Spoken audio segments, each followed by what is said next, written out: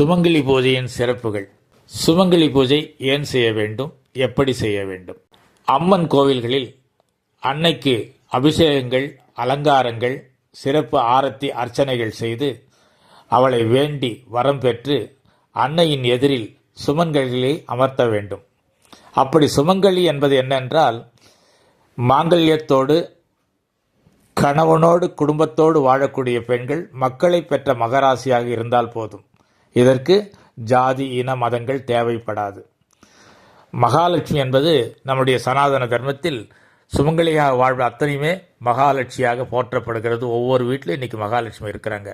அப்படிப்பட்ட சுமங்கலிகளை அழைத்து வந்து அவருடைய பாத பூஜை செய்து மஞ்சள் குங்குமம் பூசி, சந்தனம் இட்டு, நெற்றிக்கு குங்குமம் இட்டு, மாங்கல்யத்திற்கு குங்குமம் இட்டு, தலைக்கு பூக்கள் சூட்டி, கழுத்துக்கு மாலைகள் அனுபவித்து, அதோடு அவர்களுக்கு வஸ்திரதானம், புடவை, ஜாக்கெட், மஞ்சள், குங்குமம், வெற்றிலை, பாக்கு, பூ, பழம், தேங்காய், வளையல், தாலி, சரடு போன்ற மங்கள பொருள்களை கொடுத்து மடியில் வைத்து மங்கள ஆரத்தி பண்ணி மகாலட்சுமி வேண்டும் போது நம்முடைய முன்னோர்களான தாய், பாட்டி, அத்தைமார்கள் போன்ற உறவுகள் சுமங்கலி அவங்களது முக்தி பெறவும், அவங்களுடைய முழு ஆசியை பெறவும், நம்ம வாழ்க்கையில் தடைப்பட்ட விஷயங்கள் எத்தனையோ, திருமணமாகட்டும், குழந்தை பேராகட்டும், தொழில் ஸ்தலமாகட்டும், வியாபாரமாகட்டும், லாபகரமாகட்டும், இப்படி எத்தனை விஷயங்கள் தடைப்பட்டிருந்தாலும் அதையெல்லாம் தகர்த்தெறிந்து மகாலட்சுமி பேரருளை பெற்று, முன்னோருடைய அருளாசியை பெற்று நிறைவான வாழ்வு வாழ வழிவகுக்கும்.